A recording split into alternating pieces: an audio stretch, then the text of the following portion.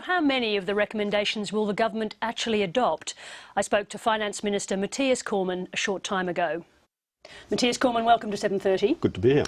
Now, just before the election, the Prime Minister promised no cuts to health, no changes to pensions or education. Does that mean that you're bound to ignore most of these recommendations? Well, the Commission of Audit report released today shows that the spending growth trajectory that we've inherited from Labor is unsustainable. That actually wasn't my question. Needs to be I'm just going to jump in right there because my question was, given the promises before the election, are you bound to ignore them? Well, we will stick to the promises we made before the last election. What we've said for some time now is that we will implement the recommendations made by the Commission of Audit, those that we accept, in a way that is consistent with the commitments that we made before the last election. Now, the point here is the Commission of Audit identified that the spending growth trajectory that we've inherited is unsustainable and needs to be addressed. They've made recommendations for structural reforms and structural savings. The government in the budget will implement structural reforms and structural savings which will build over time and put us back onto a path to a believable surplus. All right, let's have a look at some of those recommendations. I mean, some of them are very radical recommendations. Some of them are going to go straight in the too hard basket, aren't they?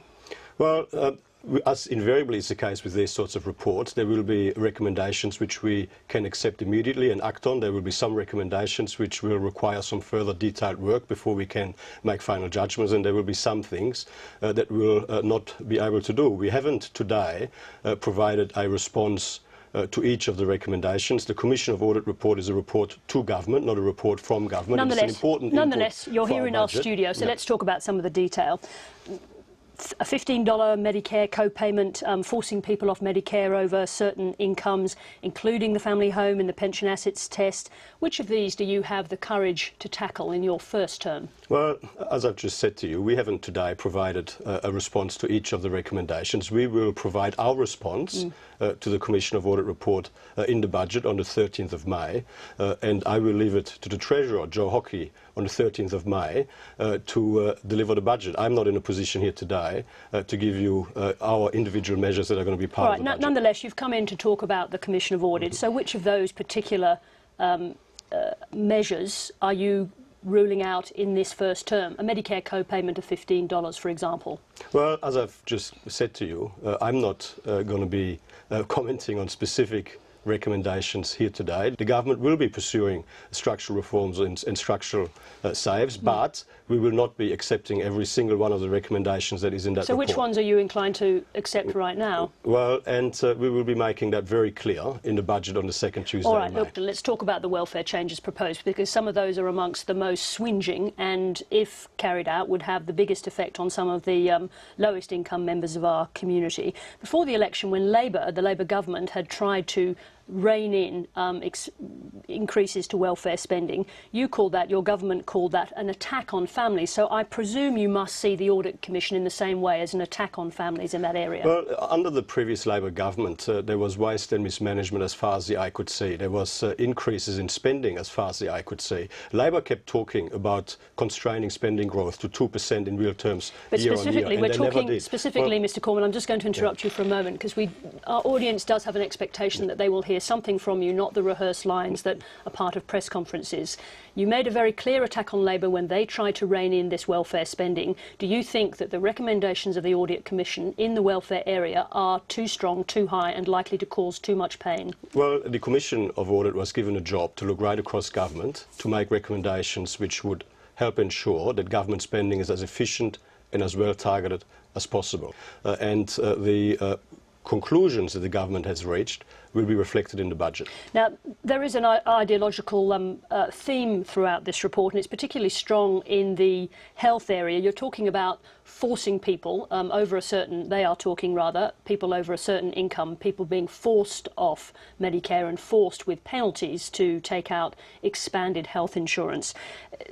Are you on the same page as the Commission of Audit in relation to that ideological move to, as it were, Americanise our health service? Well, I let the Commission of Audit members speak for themselves. As far as the government is concerned, our commitment is to repair the budget mess that we've inherited. Does that mean a fundamental change to Medicare, that there are people who will no longer have access to Medicare? Well, there will be structural changes in the budget. What does that mean in relation to Medicare? And you will have to wait Well, give me an indication, at least give me an indication of the way that you are thinking in that area. So right now, government spending is heading for 26.5% as a share of GDP. That is not sustainable. So we're looking right across government.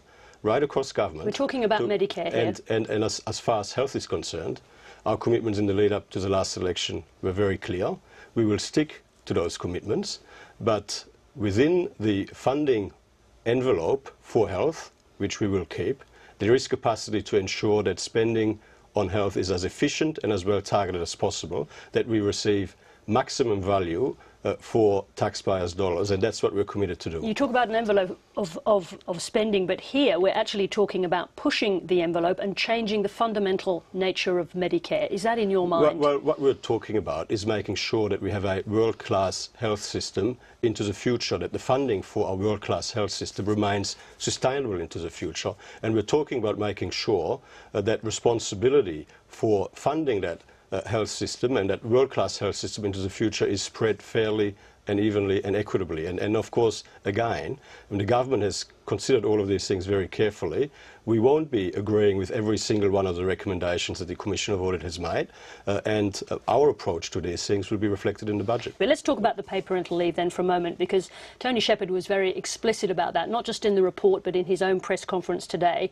He made it clear that he believed that the amount available should be cut to $57,000 and that the savings should be ploughed into making more childcare available. Is that something you accept? Well, I mean, we have taken our proposed paid parental leave scheme to 2 elections now. It's an important economic and social reform. It's an important workforce participation measure. We have announced, the Prime Minister has announced some adjustment to it by reducing the cap from $150,000 down to $100,000. Yes, as he acknowledged, that's a very minor change. Well, what Tony Shepherd is suggesting is a cut down to $57,000 and a good use of that money by ploughing it, as he has it, ploughing that back into childcare. Do you agree with that on principle? I mean, what I agree with is that childcare and a fair income paid parental leave scheme are both important parts of a workforce participation strategy. And of course, we do have a Productivity Commission review into our childcare policy framework and our childcare arrangements. And as far as the paid parental leave scheme is concerned, we took it to the last election. The Prime Minister announced a slight adjustment, reducing the cap from $150,000 to $100,000. That is the basis on which we will be proceeding. A minimal cut. Tony Shepherd also talked today about the debt levy. He doesn't like it. He says it could have an impact on business and consumer confidence. Do you trust his judgment on that? Well, I mean, the Commission of Audit is an independent commission. At the end of the day, Did he get it right or wrong? The government is entitled to his views. The government is elected to make judgments in the national interest. We don't make these judgments for fun or because it gives us any pleasure. I don't think anybody thinks this was done for fun.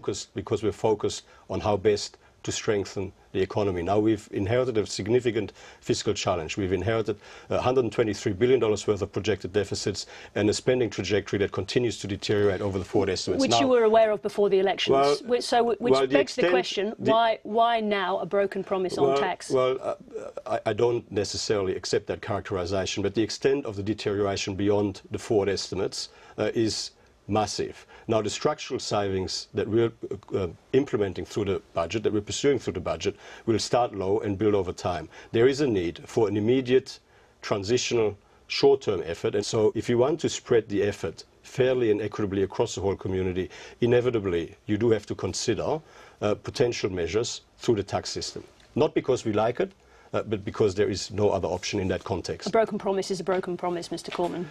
Well, we are committed to repair the budget. Is a broken promise not a broken promise? It's a very simple question. You promise one thing, you're doing something else. We will keep our promises and we will explain ourselves to the Australian people over the next 2 weeks and beyond, at the budget and beyond. And of course, ultimately, it'll be up to the Australian people to make a judgment on whether they believe that our judgments were fair and whether our judgments strengthened Australia or whether they take another view. We'll look forward to the explanation on the broken promise. Thank you very much indeed for joining 7:30. Thank you. I'll be back.